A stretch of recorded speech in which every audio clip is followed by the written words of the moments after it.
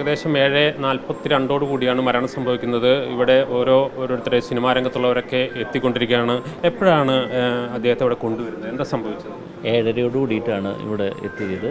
കഴിഞ്ഞ ദിവസമാണ് ഇവിടെ നിന്ന് ഡിസ്ചാർജ് ചെയ്ത് പോയത്. ആൾക്ക് വീട്ടിലേക്ക് പോകണം എന്നുള്ളൊരു ആഗ്രഹത്താലും കൂടിയാണ് നമ്മൾ ഡിസ്ചാർജ് ചെയ്ത് വിട്ടത്. എല്ലാ സപ്പോർട്ടും കൂടിയാണ് കൊണ്ടുപോയത്. ഇന്ന് 7:30 കൂടി പെട്ടെന്ന് രോഗം മൂർച്ഛിച്ചതിന് എന്തൊക്കെ അസുഖങ്ങൾക്കാണ് ചികിത്സ? സംബന്ധമായ ചികിത്സയായിട്ട് 1 വർഷമായിട്ട് അമലയിൽ ചികിത്സയിലായിരുന്നു. ഡോക്ടർ സോജൻ്റെ ട്രീറ്റ്മെൻറ്റിലായിരുന്നു അദ്ദേഹം. അപ്പോൾ കഴിഞ്ഞ ദിവസമാണ് ഡിസ്ചാർജ് ചെയ്ത്. പക്ഷേ പെട്ടെന്ന് എത്തുമ്പോഴേക്കും മരിച്ചു? ഇല്ല, അവസാനത്തെ ഒരു ശ്രമം നടത്തിയിരുന്നു. പക്ഷേ അധികം താമസിയാതെ തന്നെ ഇന്ന് ബോഡി കൊണ്ടുപോകുന്നുണ്ട്. എന്താണ് അവരുടെ ബന്ധുക്കൾ പറഞ്ഞതനുസരിച്ച് ഇവിടെ മോർച്ചറിയിലാണ് ഇന്ന് വയ്ക്കുന്നത്. നാളെ രാവിലെയാണ് പൂന്നം വസതിയിലേക്ക് പോകുന്നത്. ഇപ്പോൾ തൃശ്ശൂരിലെ MLA P. ബാലേന്ദ്രൻ അദ്ദേഹവുമായിട്ട് ഏറ്റവും അടുത്ത ബന്ധം പുലർത്തുന്ന ആളാണ്. അതുപോലെ തന്നെ നടൻ രാമു ഉൾപ്പെടെയുള്ളവർ എത്തിച്ചേർന്നുണ്ട്. ബാലേന്ദ്രേട്ട, P. ജയേന്ദ്രനെ എങ്ങനെ ഓർത്തിരുന്നു? ജയേട്ടൻ്റെ ഒരു മൂത്ത ജ്യേഷ്ഠൻ തന്നെയാണ്. സംഗീതമല്ല ഞങ്ങളെ അടുപ്പിച്ചത്, തൃശ്ശൂരിലെ സൗഹൃദ വലയങ്ങളാണ്. അദ്ദേഹം പാലിയത്ത് തറവാട്ടിലെ, പാലിയം തറവാടെന്ന് വെച്ചാൽ ഏറ്റവും വലിയ സമരങ്ങൾ നടന്നിട്ടുള്ള തറവാടാണ്. സവർണാധിപത്യത്തിൻ്റെ തറവാടായിരുന്നു. അവിടെ നിന്ന് അദ്ദേഹം ഇരിഞ്ഞാലക്കുടയിലേക്ക് താമസം മാറ്റി. അദ്ദേഹം മലയാള ഭാവഗായകൻ എന്നുള്ള പദവി നേടുന്നതുവരെ അദ്ദേഹം അത്ര വലിയ പ്രസിദ്ധനായില്ല. പക്ഷേ അദ്ദേഹം ഇപ്പോൾ വിട പറയുമ്പോൾ മലയാളത്തിൻ്റെ ഒരു വലിയ ഗാനശാഖയുടെ, ഒരു ആലാപന ശാഖയുടെ, ഒരു ശ്രുതിമധുരമായ ഭാവസംഗീതത്തിന് തിരശ്ശീല വീഴുകയാണ്. സംസ്കാര ചടങ്ങിനെ കുറിച്ച് എന്തെങ്കിലും വീട്ടുകാരായിട്ട് സംസ്കാര ചടങ്ങ് പാലിയത്ത് അച്ഛൻ ഫാമിലിയാണ് തീരുമാനിക്കുന്നത്. അവർ പാലിയത്ത് വേണം എന്നാണ് പറഞ്ഞിട്ടുള്ളത്. ഇരിഞ്ഞാലക്കുടയാണ് അദ്ദേഹം താമസിച്ചിരുന്നത്. ഇരിഞ്ഞാലക്കുട അദ്ദേഹത്തിന് വീടുണ്ട്. പക്ഷേ തറവാട്ടുകാർ നിർബന്ധിക്കുമ്പോൾ അങ്ങോട്ട് പോകണമല്ലോ.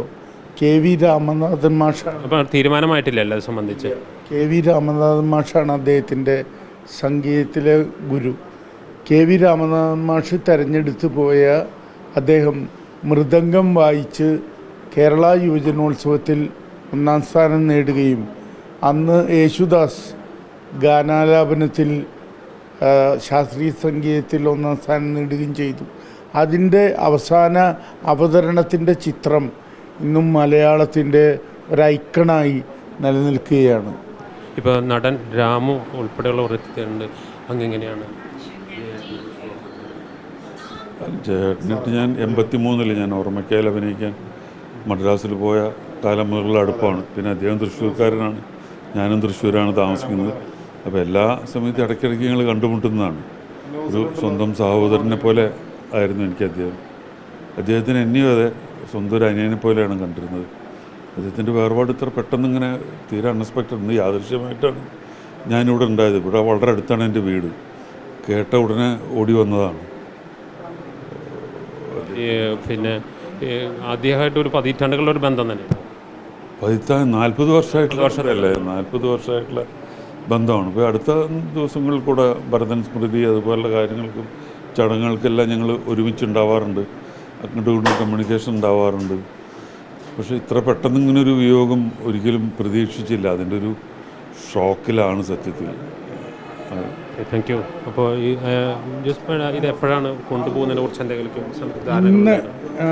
ഇന്ന് ഈ ബോഡി ഇവിടെ നമ്മുടെ മോർച്ചറിയിൽ വയ്ക്കും. നാളെ രാവിലെ 9 മണിയോടുകൂടി ഇവിടുന്ന് കൊണ്ടുപോകും. പൂങ്കുന്നത്തെ അവരെ ഫ്ലാറ്റിലേക്ക് കൊണ്ടുപോയിട്ട് പിന്നീടാണ് ചേന്നമംഗലത്തേക്ക് കൊണ്ടുപോകുന്നത്.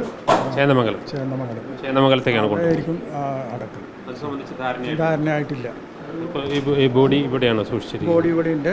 ഡ്രസ്സ് ചെയ്തുകൊണ്ടിരിക്കുകയാണ്. ലാസ്റ്റ് കെയർ കൊടുത്തുകൊണ്ടിരിക്കുകയാണ്. അതിനുശേഷം എല്ലാവർക്കും കാണാം.